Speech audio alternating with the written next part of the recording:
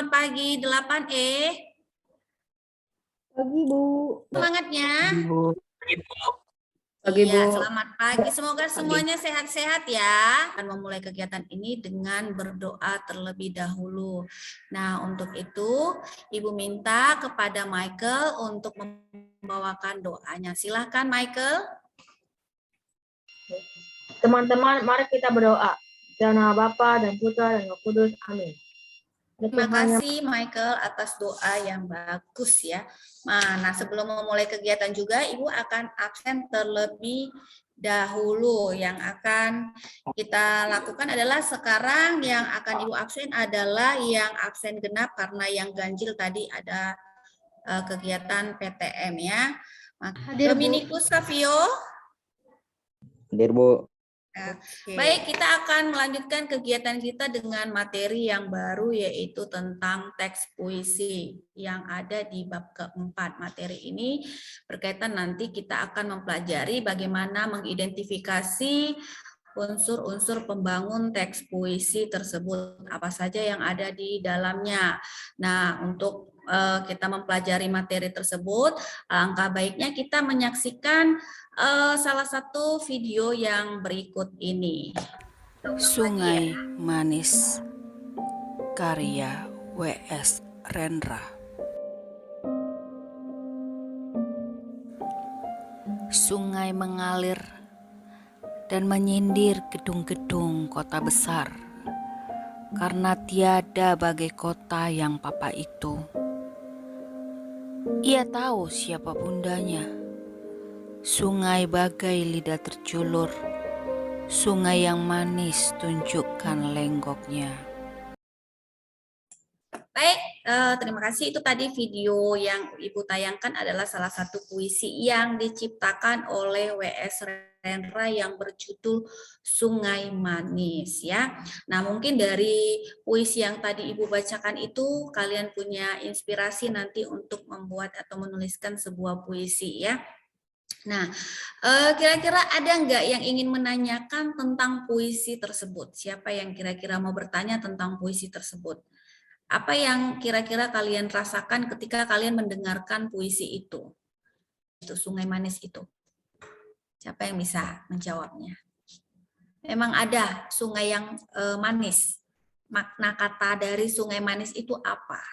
Itu bukanlah sebuah sungai yang kita kalau katakan sungai itu rasanya manis, tetapi mengandung makna di sana ketika kita membaca setiap bait dari bait itu apa maknanya. Nanti berkaitan dengan hal yang akan kita bahas di dalam pembelajaran kita. Mungkin bisa menjawab apa pengertian dari puisi?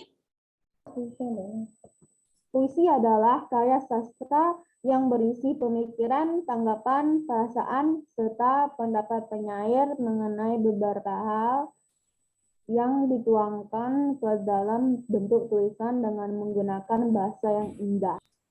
Iya, arti dari teks puisi, maka kita harus mengenal dulu ciri-ciri dari si teks puisi. Kira-kira siapa yang bisa menyebutkan ciri-ciri dari teks puisi? Silahkan. Ayo. Tidak terikat jumlah baris, rima, dan irama.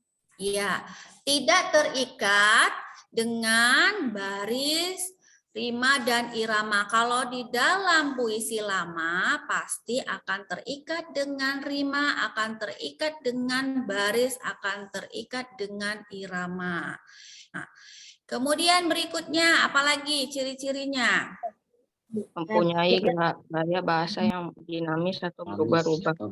Oke, mempunyai gaya bahasa yang dinamis atau bergerak atau berubah-ubah. Jadi tidak monoton, ya, tidak statis, tidak bergerak di tempat tapi berubah-ubah terus. Lalu yang berikutnya adalah kita akan mengetahui jenis-jenis dari teks puisi. Sebelum terus. Romance. Romance. Ya, lalu romance ya, lalu apa lagi? Elegi. Ya, elegi, lalu? Satire. Satire, lalu? Hina. Ya.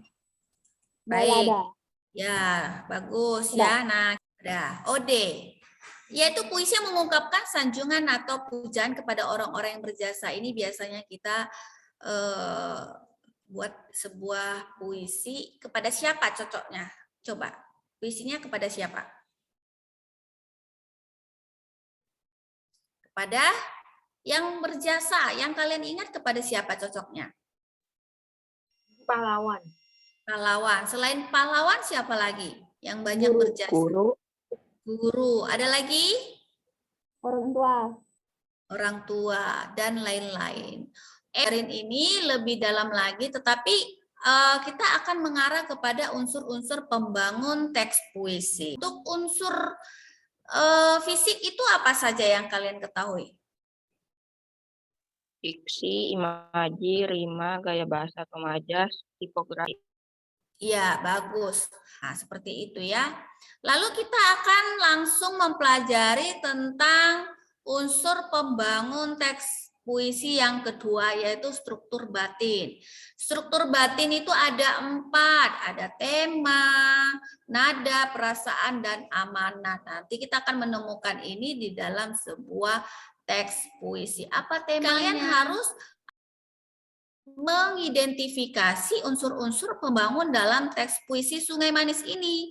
Dari sini kalian perhatikan, tulis di situ apa diksinya. Coba, kira-kira apa diksinya? Silakan dituliskan dulu di situ, nanti bisa disampaikan. Atau kira-kira ada yang bisa menyampaikan apa diksinya? Ayo, siapa yang bisa menjawab? Yang dari sini dulu. Papa. Papa, kemudian lenggoknya. Ada lagi? Imajinya. Imaji itu berarti kita berhubungan dengan indera. Panca indera, indera pendengaran, penciuman, indera penglihatan, indera peraba, indera pengecap. Nah, kira-kira yang mengarah ke indera itu ada nggak? Sungai mengalir menggunakan indera apa? Penglihatan. Penglihatan bisa. Ada lagi? Mengalir. Sungai mengalir. Pendengaran. Iya, pendengaran. Gaya bahasa. Gaya bahasa yang digunakan itu apa? Ayo, gaya bahasanya. Gaya bahasanya, coba Ibu tanya, sungai bagai lidah terjulur, itu ada gaya bahasa, itu gaya bahasa apa? Metafora.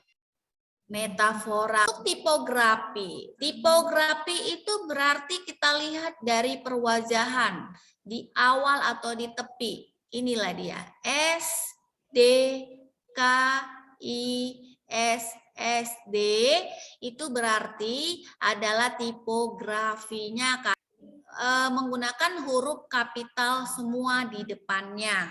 Paham? Oke, itu untuk tipografi. Kalau untuk dan ritmenya. Rima. Rima itu adalah pengulangan bunyi. Ada nggak pengulangan bunyi di sini? Nggak ada ya. Coba kalau yang di sini ada nggak pengulangan bunyinya? Ada hati di kandungnya. Iya. Di belakangnya juga. Iya, ada nyanyi di hidupnya. Di depan lagi iya. Itu kan pengulangan bunyi.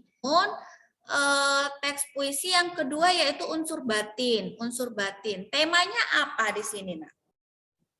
Temanya. Ayo. Seorang anak.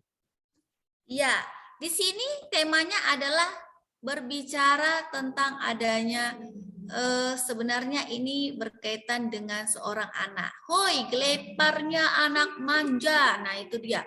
Berarti di sini nanti berkaitan dengan kehidupan seorang anak. Dalam puisi ini apa rasanya?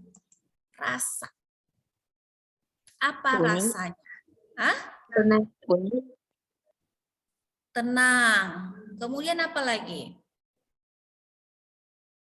Bunyi. Nyaman. Nyaman. Setiap bait ke bait itu ada di sana ya. Lalu yang kemudian nada. Nada yang digunakan dalam puisi itu nadanya apa? Apakah nadanya harus tinggi? rendah, atau nadanya sedang? Nada apa? Rendah. Rendah, betul sekali ya. Itu amanatnya apa? Amanat yang ada di dalam puisi ini apa? Amanatnya, pesan yang ingin disampaikan. Kita harus menghormati orang tua. Menghormati orang tua. Ya, karena apa? Kita harus menghormati orang tua karena dia berjuang untuk anak-anaknya. Ya, ini dia. Udah kelihatan ya Aurelia ya? Ya, Bu. Oke, nah kalian nanti mengidentifikasi unsur-unsur teks puisi karya Armin Pane yang berjudul Hamba Buru. Ini dia, silahkan nanti identifikasi unsur fisiknya, identifikasi unsur batinnya seperti yang di tabel tadi. Bisa dijawab Michael? Nimbang-nimbang. 2 dihitung-hitung. 3 kalbu. 4 hamba. Kalau Aurelia, untuk imajinya apa yang kamu dapatkan, nak? Imajinya, nak? Apa yang kamu temukan? Imaji pendengaran? Penglihatan. Apa itu?